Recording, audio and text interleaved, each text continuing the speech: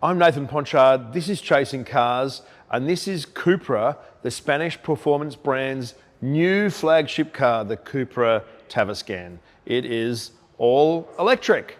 Chasing Cars, honest reviews of your next car.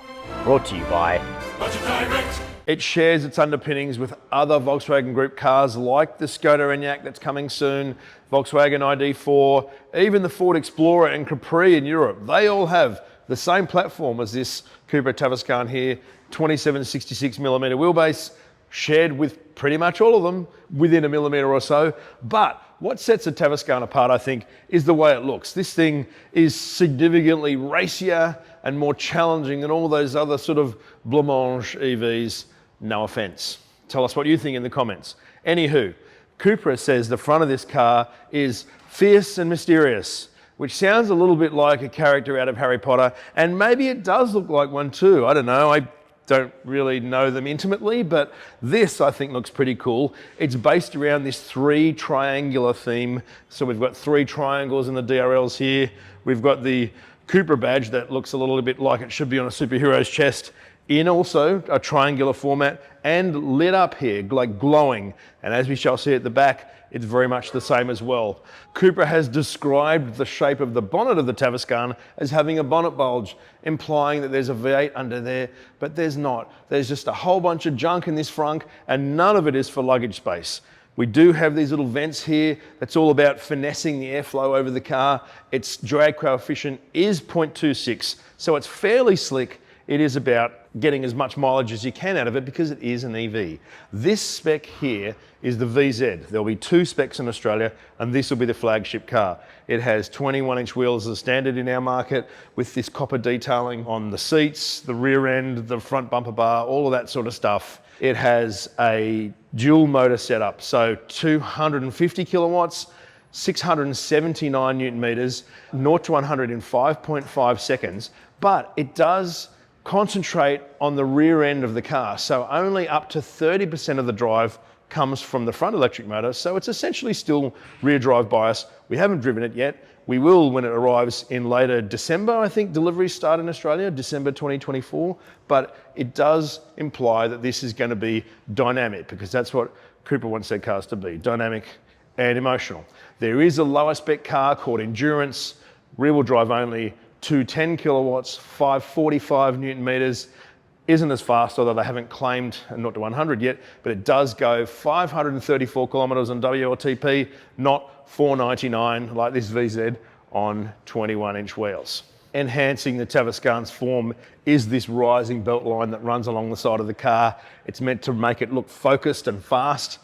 Cupra also says it has a helmet design, which is just piano black A-pillars to give it kind of this helmet visor look, but really it's just a bit of a wank. It doesn't really actually achieve anything, because a lot of cars have that, although it does kind of work well with that belt line rising. Here, we've got this side crease that runs here. It has deepens here with this sculpting through here that makes it look a little bit blistered, which I think looks kind of cool, and this sort of hip at the back. When you look at the Tavascan from the rear, it does have a set of hips, and it does have a degree of coolness. It is much more emotional, and I think a lot cooler than the Skoda Enyaq that it shares almost every single dimension with, including the shape of the Enyaq coupe. Cupra says not everyone is going to love their design, but if they do love it, they're really going to love it. And I think that definitely applies to the Tavascan's taillights. They do have a degree of Batman-esque look about it. That sort of Cupra logo in the middle very much is the bat in the sky. There's a lot of detail in here. Again, the three triangle layout. It does have Tavascan written here in red lit up lighting, which is quite cool. I do really like the shape of the back of the car. It has sort of hips and it looks kind of tough. Piano black rear spoiler and a piano black diffuser to match the piano black A-pillars. Also, no rear tailpipes because it's an EV, but no rear window wiper either because it's a coupe, maybe? The charging flap here is just manual, nice and easy, 135 kilowatts DC charge maximum. Cupra says 10 to 80% in under 30 minutes, which is reasonably good. What's better than that though is the boot space. Electric tailgate on this left-hand drive VZ we have here. Cupra says 540 litres of boot space, which is huge.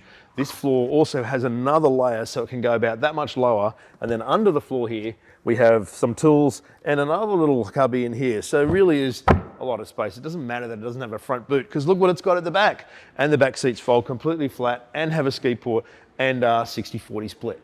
The Tavascan takes its expressive design from outside and completely runs with it on the inside, but it does so in a really functional way as well, and I'll start there. We have a 15-inch landscape screen here, really quick processing. Apple CarPlay fills the whole entire screen. We have climate that's very easily accessed down the bottom here, pops straight up and gives you a lot of choice. Also has illuminated temperature controls. Think about that. Down the bottom here, that is a change for the VW group. The steering wheel's fairly familiar. We do still have capacitive switches. We have the Cupra button and the drive modes here, sort of easily accessible in a Porsche style arrangement. We have a wand here for the gear selector with park on the end, but start in a Skoda kind of nod is where you would have the key down here. It's on the side of the column. It took me ages to find it, but I suppose once you know it's there, you'll never forget. Now, the little screen in front here is only 5 inches. It's all you really need to see. The speed, the distance, or how far you've traveled and how far you've got to go, and what gear you're in.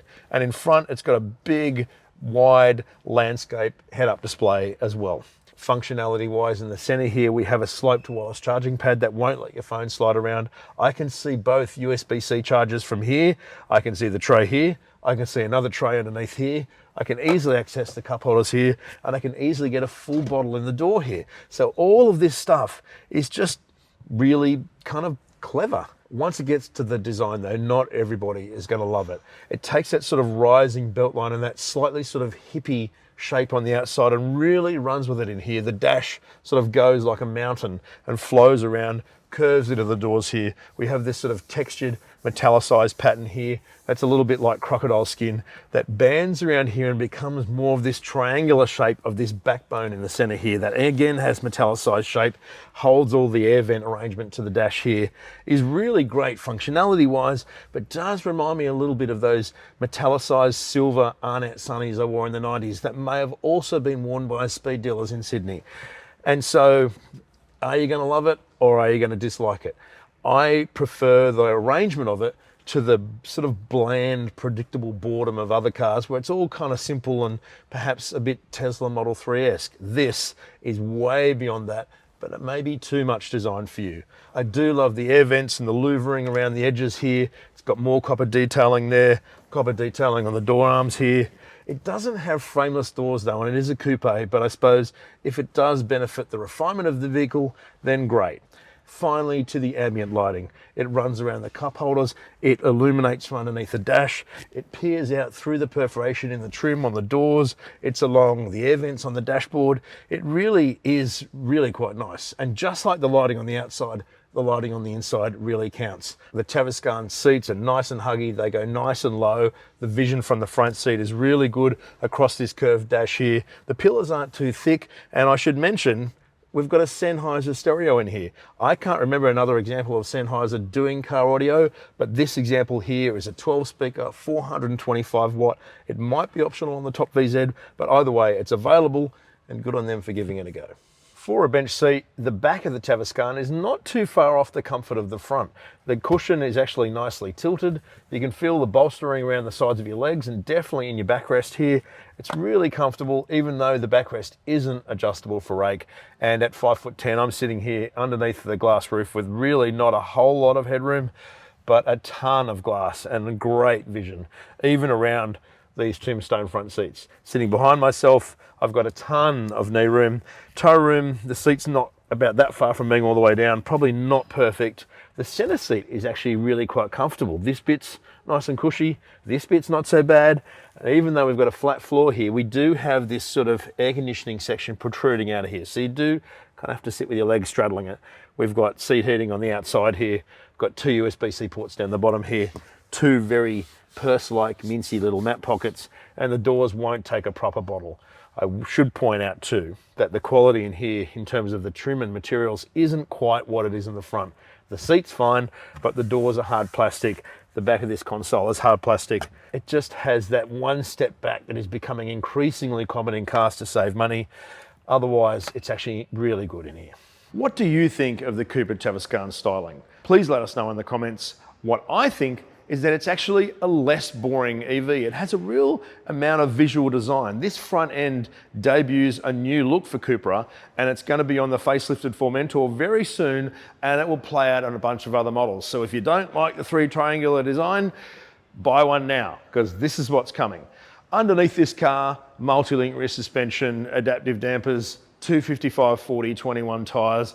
It's a pretty dynamic car. 5.5 to 100 isn't fast, but to be honest, you don't really need that much faster in an EV. No one needs 2.5 seconds. No one needs to make themselves sick while they're driving. And this, I don't think, will do that at all. Great interior design, a bit more challenging than the outside, but I think that the Tavascan has what it takes to sort of definitely stand out from other EVs and certainly stand out from a Tesla. Sorry everyone, but it's true. Deliveries in Australia for this vehicle will start in December because it comes from China, and that has moved us forward in terms of being able to access the car and get shipping done properly because it's not so far as Europe. Now, the pricing has not been confirmed, but expect the Endurance to start sort of the high 60s, about 70K, maybe 69,990 perhaps.